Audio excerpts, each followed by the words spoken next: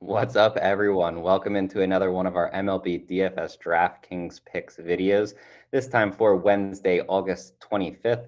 I am your host, Justin Bales, coming back again after 3 consecutive solo pods, but I did promise that I would bring my co-host, Ben Hostler, with me. I have some big news coming up in literally 1 minute, but before we get to that, Ben, how are you doing today? I'm doing good, man. Excited to be back on the pod here. Yeah, you and I we've been doing really well recently. Had some decent MLB days, but what I've really been doing is grinding out this preseason football. The last two showdown slates, Sunday night and Monday night, absolutely dominated those slates. Anyone that purchased, you guys hear us talking about the package on this specific video all the time. Anyone that purchased one of those packages for $20 easily paid that off just between Sunday and Monday night, and that's not even including all the other slates that we have won. But was really close to taking down a bunch of tournaments for that Monday night game thanks to Marquez Callaway. But yeah, I've been doing good. I'm excited to be back. Yeah, dude, you're I've been doing well in NFL preseason, and I have been nowhere even close to you. What you're doing is absolutely ridiculous. That's not me saying it because we work for the same company or anything. We did, oddly enough, have 4 cores on Monday, 2 for FanDuel, 2 for DraftKings, and every single core had Marquez Callaway as the captain or MVP. So very, very profitable night for us there. Uh, Getting down into some bigger news. On Friday, which was the first time that I did the solo pod of last week, I told you guys that if you continue to engage with the videos, give us the thumbs up, subscribe to the channel, turn on notifications, comment below, everything. And you guys have been absolutely phenomenal with it. I would go and try to get some giveaways on this video, not this particular video, but this video series from the higher ups. I'm not going to confirm anything, but what I can say is if you guys continue with the comments, it just tell us your favorite players, who you want to stack, literally anything. Ask questions. Me and Ben are going to be here to answer legit everything. Give us the thumbs up. We want to hit 50 today because Ben's back and I feel like he deserves it. Go ahead and subscribe to the channel, turn on the notifications. We have NFL stuff coming. If we continue to do all that, I can tell you guys that free MLB monthly package for some viewer is coming sooner rather than later. Say maybe, I don't know, the next 15 game slate or something. Just another reason for you to subscribe to the channel and turn on the notifications so you don't miss your chance to win it. But again, we do need the engagement. So if you enjoy the content, by all means, give us a thumbs up and let's see if we can hit that 50 threshold because really Ben has been complaining about it for quite some time, isn't that right? Yeah, see, you guys believe in us because you watched the video. So now it's our time to believe in you. We already have over 50 viewers on these videos. So we just need the small percentage of you that is not liking the video. Just press that button. You guys can get a free package down the road here maybe. Yeah, it's simple. I also want to say before we get into stuff, and I apologize if this does happen because it will hurt your ears for 1 second. The fire alarm system in my apartment went off 2 nights ago at 2:30 a.m. It just went off like 5 minutes before me and Ben started recording this. I just got a text that they turned the system off because there's no fire and everything's cool. But if it does go off again, I'm just going to mute myself and Ben's going to run through this until we get to a point where I can unmute myself. But I want to give you guys a full heads up. I don't expect it to happen. I think it's less than a 1% chance since the systems are off, but I did want to give the heads up. We can get into tonight's slate though now. 10 games. It's actually a really fun slate. You're going to have to make some decision because we have elite pitching up top, but realistically, very few of them get good matchups that we want to attack. So let's start breaking down pitchers. We'll head to stacks position by position and then give the glorious home run calls that we give out daily that have actually been hitting surprisingly well on the season. But Ben, what are you looking at specifically at the top of pitcher tonight? Yeah, this is a stacked pitching slate. Even if you're just looking at name brand value, we have Brandon Woodruff, Zach Wheeler, Walker Buehler, Robbie Ray, Shohei Ohtani, Lucas Giolito. Like this is a really, really loaded pitching slate. And I think that's probably going to be a big edge on this slate. Obviously, always that's a big edge, right? Picking the right pitchers. But I think tonight, more so than usual, just because all of the top guys other than Otani, none of them have matchups that stick out. So I often talk about how I personally I don't weigh matchups as heavily with the elite pitchers than I do like more of like the mid tier guys. So this is a good night to put that to test and figure out which one of these guys that you want to use because I think for me personally, Otani is my favorite. He's significantly cheaper than someone like Wheeler or Woodruff and he has the best matchup, right, of those guys. Orioles projected lineup, 24% strikeout rate, just over a 300 WOBA, so not as good as some of these other teams that these guys are facing. And he's been so good over the last 30 days, 3% walk rate. Like he's really worked on that control. Outside of the first month and a half of the season, he really hasn't had any walk issues at all. So he's kind of figured that out, and it's really just he has strikeout upside, and he has the best matchup, and he has a great price tag. So he's far and away my favorite. And I'm going to spend the whole day, I guess, trying to figure out which of these other guys I want to use with him because I do think it's a double spend up at pitcher night for me. Yeah, so this is such an odd slate because there's not a ton that you necessarily want to do, but there's plenty of cases to be made, I guess, is a good way to put it. So I 100% agree. Shohei Ohtani is absolutely elite tonight. He's one of the best pitching options. For me personally, I generally tend to lean more towards like the elite of the elite arms, which I believe are Brandon Woodruff and Zach Wheeler.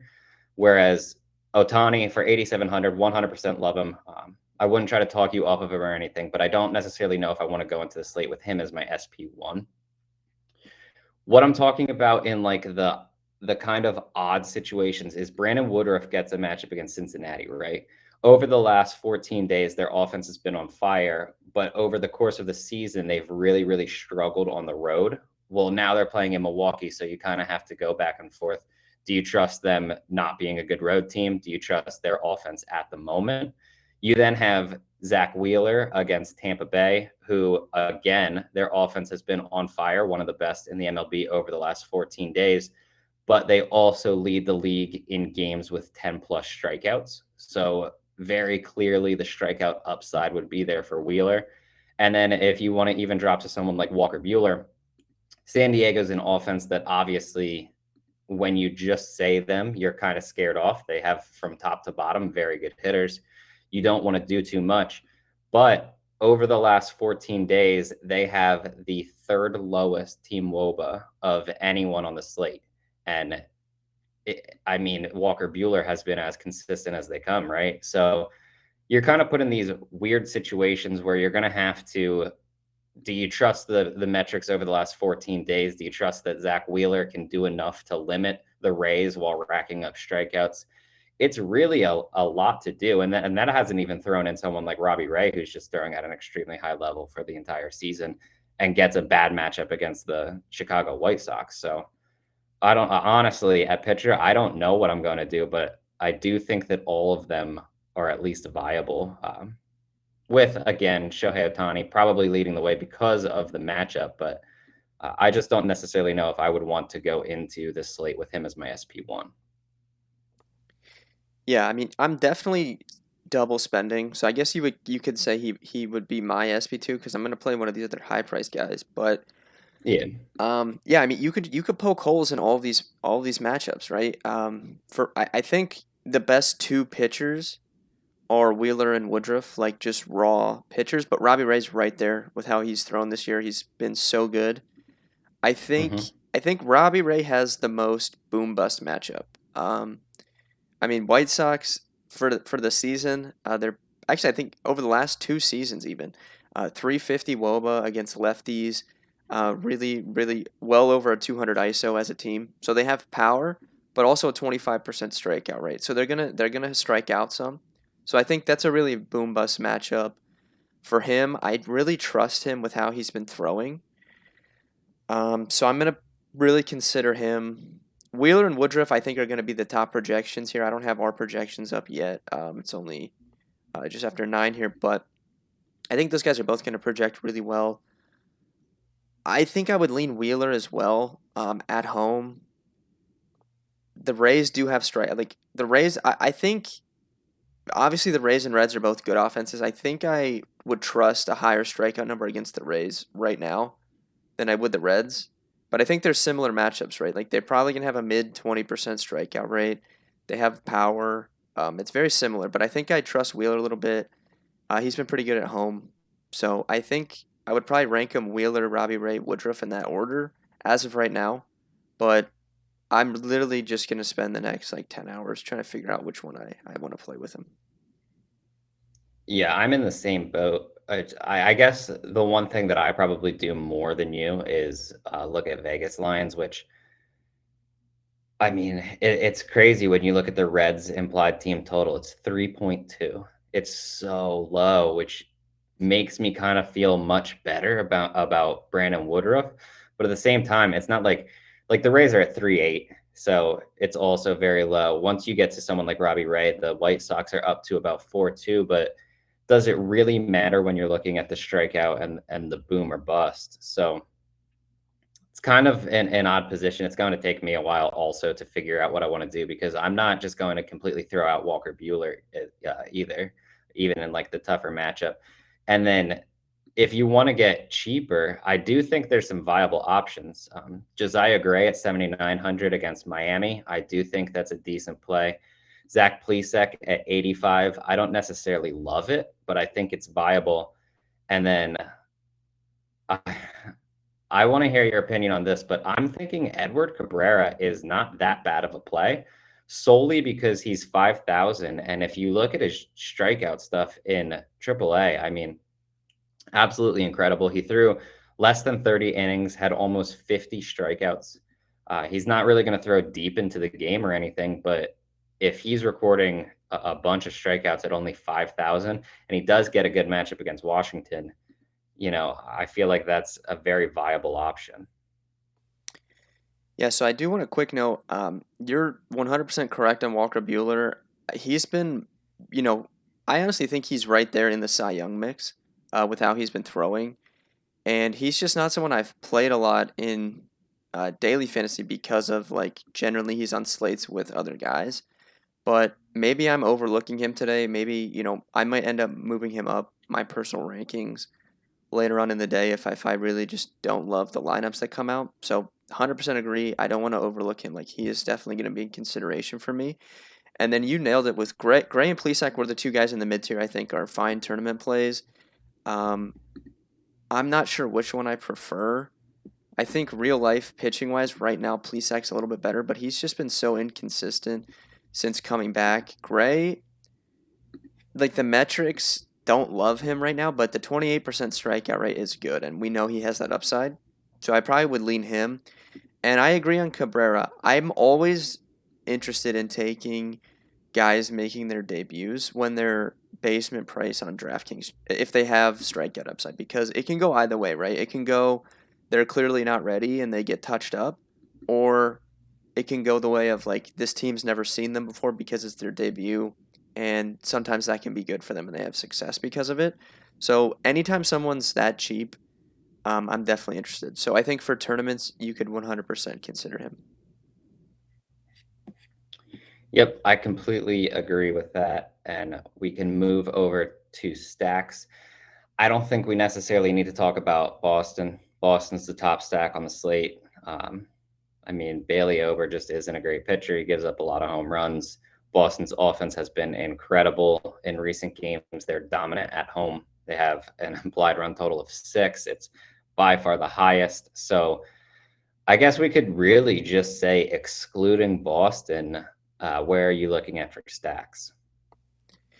Yeah, so given the amount of good pitching we have on the slate, that really limits the number of stacks. Sometimes you and I get on here and there's like 12 stacks that we're like I could really see us using any of these. That's really not the case, and I agree Boston's number one. I like the other side of that game with the Twins as well, against Pavetta. I like the Angels. Pretty much any team that plays Baltimore, I'm going to be interested right now with how bad their bullpen's been. So I like the Angels, although it hurts that you can't use Otani as a bat tonight since he's pitching. So it definitely takes a little bit of appeal away from that. And then, do you know who's starting for the Padres? I'm seeing mixed results here. So some places have Snell and some have Darvish. Yeah, I also am seeing both Snell and Darvish, so All right. Well, I don't honestly know. If it's Snell, I'm semi interested in using some Dodgers against him. If it's Darvish, I'll likely just avoid that altogether. Yeah, I think that's solid. I think you can use Cleveland depending on who's starting for Texas. I haven't seen them announce literally anyone yet. So I think that's viable. And then I also believe, I guess it doesn't matter. I'm seeing some Mitch Keller and some Bryce Wilson for Pitt. I don't care either way. Arizona's viable against either one of those two. So I think that's probably about it for the stacks. You can go with like take a shot on someone like San Francisco, but I think they're pretty much down a tier from the other ones that we mentioned. Yeah, I see Keller for Pittsburgh as well, and agree. I do think San Fran. If I was gonna pick like a lower owned one, I like San Francisco as well. Moving to position by position, we can start at catcher. What are you looking at here?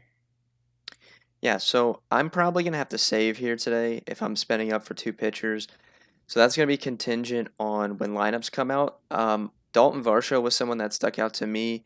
If it is Mitch Keller for Pittsburgh, I used him a couple slates ago. He's been hitting the ball pretty hard, homer the other night. So I like him for his price. If you're spending up, Yarbrough hasn't not been great over the last month for the Rays. We know that Real Muto is someone that has power at this position against left-handed pitching. So I think if I was spending up, I'd probably lean towards him. Yeah, I like that. My cat is trying to get in to the office. Maybe that's good luck. Maybe he agrees that JT Realmuto is He's the a best catcher tonight. huge JT Realmuto fan. We get in arguments all the time because I like the Mets, but um, a punt option that I think, assuming he's in the lineup, Austin Hedges. I feel like at 2,200, that has to be like one of the best options on the entire slate. And then I do think you can use a guy like Christian Vasquez at only 3,200 just because of the offense he's in. But I do agree, you probably are going Real Muto up top, Varsho kind of in the mid, or Austin Hedges, assuming he's in the lineup if you're just looking to punt. And that's probably more or less my pool, unless I use a catcher in my stack. At first base, I don't. It's so tough because we're not 100% sure who's starting for Baltimore. I think it's supposed to be Dean Creamer, but I haven't actually seen any confirmation on that. I know that DraftKings has Creamer up in their pitching pool. So if that's the way they go, I think because you can't use Otani here because he's pitching, I do think that Jared Walsh or Phil Gosselin both make sense. I think that either one of them really can be used. Another guy that I like for his price is Brandon Belt at 4,500. And then if you want to kind of get weird with a lower priced guy that you don't really need hitting high in the lineup or anything, Travis Shaw is expected to hit eighth for Boston. It's just another cheap way at 3,700 to get a piece of that offense. But who are you looking at here? I have a feeling you're about to say Rhys Hoskins. Yeah, I had the three like mid tier to high price guys for me were Reese Hoskins and well Hoskins and Brandon Belt I think are my favorites. But you kind of sold me on Jared Walsh definitely is in play if it's Dean Creamer. He's been someone we've attacked all season, so I do agree with that. But there's actually a cheap play that I like here a lot, and that's Michael Chavis. He's projected to lead off for the Pirates. Far and away has the highest ISO on the Pirates against left-handed pitching this season, 281. Gilbert is throwing a cut fastball over 40% of the time to righties, and that's actually one of Chavis's best pitches. Uh, 280 over 280 ISO against the pitch this season. hits the ball really hard against that pitch, and I believe he homered last night, if I'm not mistaken. So hopefully he's seeing the ball pretty well. So if he's at the top of the Pirates lineup, I will consider him in all formats. Yeah, I like that call. I don't have any issues or anything, especially because of how cheap he is. But we can move on to second base quickly to break this up from MLB. I'm not sure if you heard, but they did just announce the WNBA will be getting moments on Top Shot starting Friday, August 27th. That's when the first pack will drop. Yeah, I did see that. But That's awesome. yeah, I feel like that's a big move in the right direction. Mm-hmm. But moving to second base, who do you have at this position? Yeah, I mean, I feel like every time we get on the pod, we're talking about him, but Jorge Polanco, once again, is too cheap. Homered again Yep. yesterday. He's under 4K. Don't see myself going away from him in cash games. Now, in tournaments, you can also use Chavis here in tournaments if you want to use Walsh or someone at first base, which I think is fine. There's some other cheaper guys like Nick Gordon, or you could spend up on Trey Turner if it's Snell. I would be fine with that. But I mean, Jorge Polanco just really sticks out to me, and I'm probably going to play him in cash games. Yep, I really like that call. I think you can add a few more options. Like Kike Hernandez, I really like at 4,700. At 45, Josh Rojas, and he's outfield eligible, so it'll be easier to get him into your lineup. And if you really need a save at 2,800, Luis Arise is second base and third base eligible for the Minnesota lineup. So I think there are plenty of options. I agree that Polanco is still just, ridiculously priced. It seems like a lot of Minnesota is kind of just inappropriately priced. And he's the guy that really, really sticks out. At third base, I feel like you're kind of deciding once again between Jose Ramirez and Rafael Devers. Is that incorrect? Or are we just honestly just spending up for either one of those two? Yeah, they're definitely the top projections here. I think personally, Devers is a must play for me today. That's someone that he's probably my favorite bat on the slate. Someone I'm going to try and build my lineup around. We talked about them having the biggest team total. Ober giving up a lot of home runs. I mean, to lefties, 392 WOBA allowed this season, 248 ISO to lefties. It's just really tough for me not to want to play Devers today. So I think he is my top play. But if you want to go with Jose Ramirez, I think that's fine as well. But I honestly, like, if I'm not going to play Devers, I think I would just look at Josh Donaldson, who's under 4K. Yep, I think you nailed that. I'll add one more guy that I really like here, and that is Cabrera Hayes. Just has a lot of power. Only 4,000, so plenty of upside in the position, especially hitting high in the Pittsburgh lineup. But I do think you outlined this really well with Devers and Ramirez You being can my clear-cut top two. you can use Travis Shaw there as well.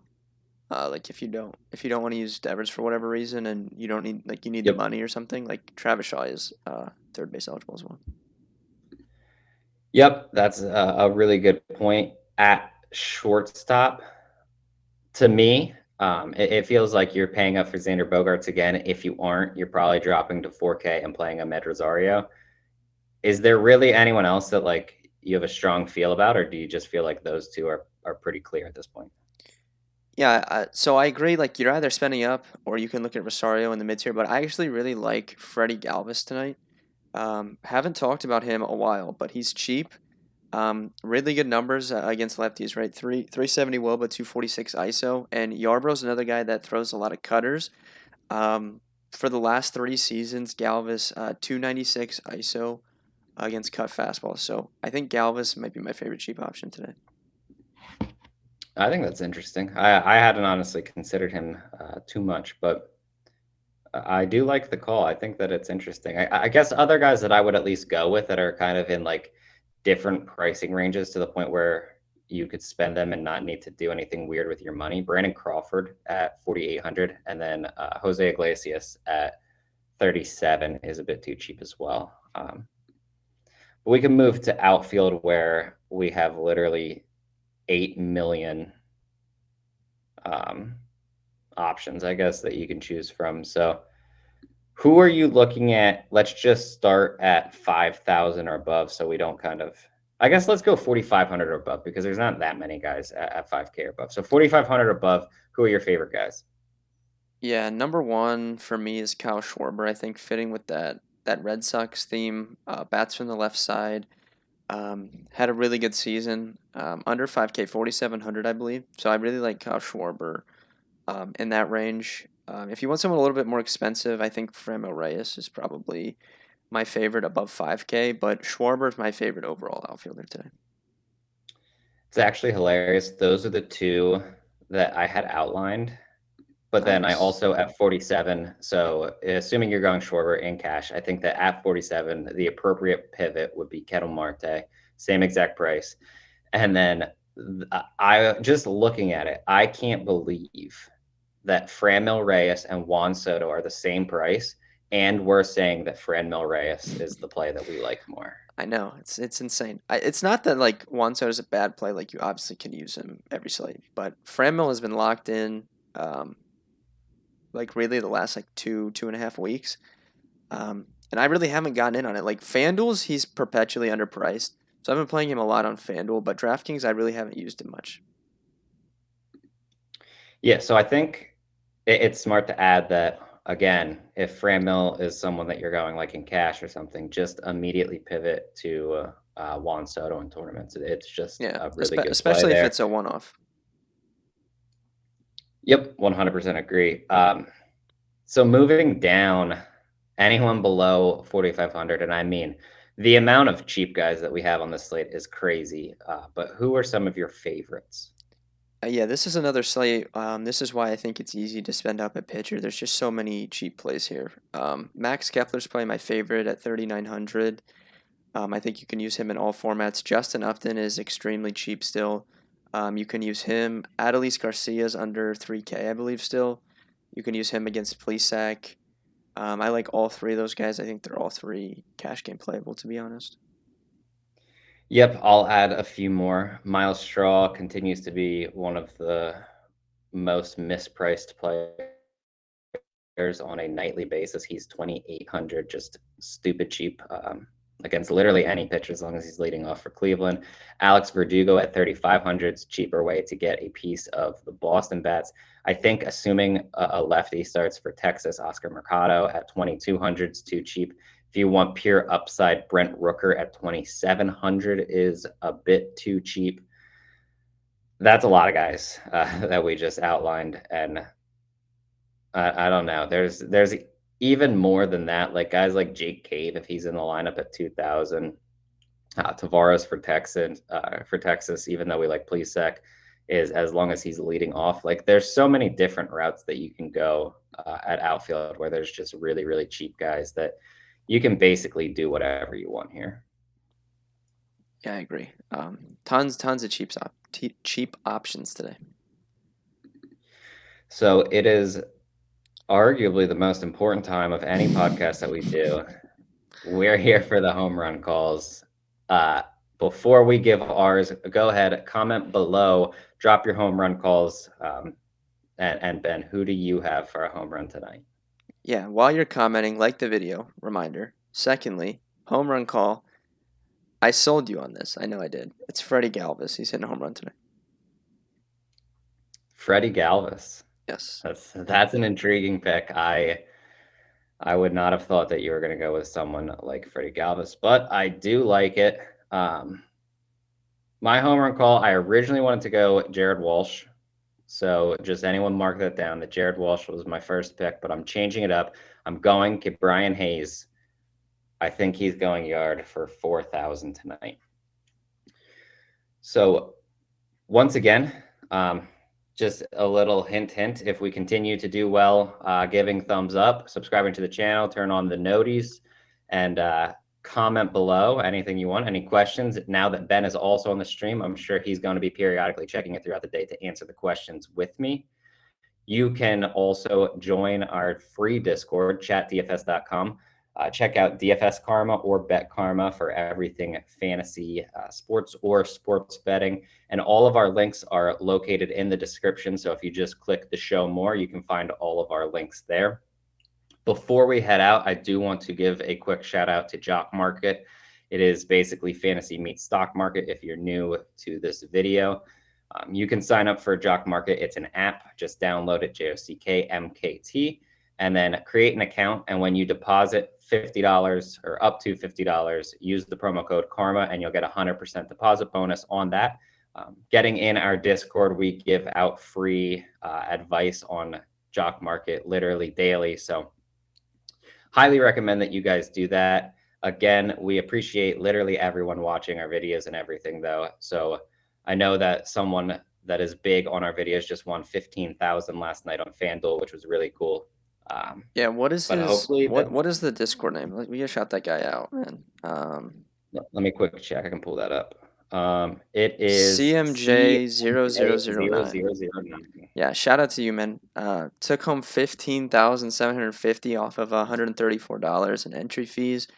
That's a massive hit, man. Hopefully, be smart with it. My advice at that always is be smart with it, right? Like withdraw that and have some fun, man. Because for the majority of people that play DFS, it's fun, and at the end of the day, it's supposed to be fun. So take something out if you're married or if you have a partner, like maybe get him something nice, go on a little trip or something. Take some out and have some fun with it for sure. Yeah, I 100% agree. Don't leave it all in there, and leave some in and keep playing and enjoy your time playing fantasy and everything. But Yeah. definitely do something nice for yourself, your loved ones, everything. But we want to say congrats to you. 15K is no small feat on any given night, and good luck to everyone else tonight. Hopefully, someone else can take down something like that.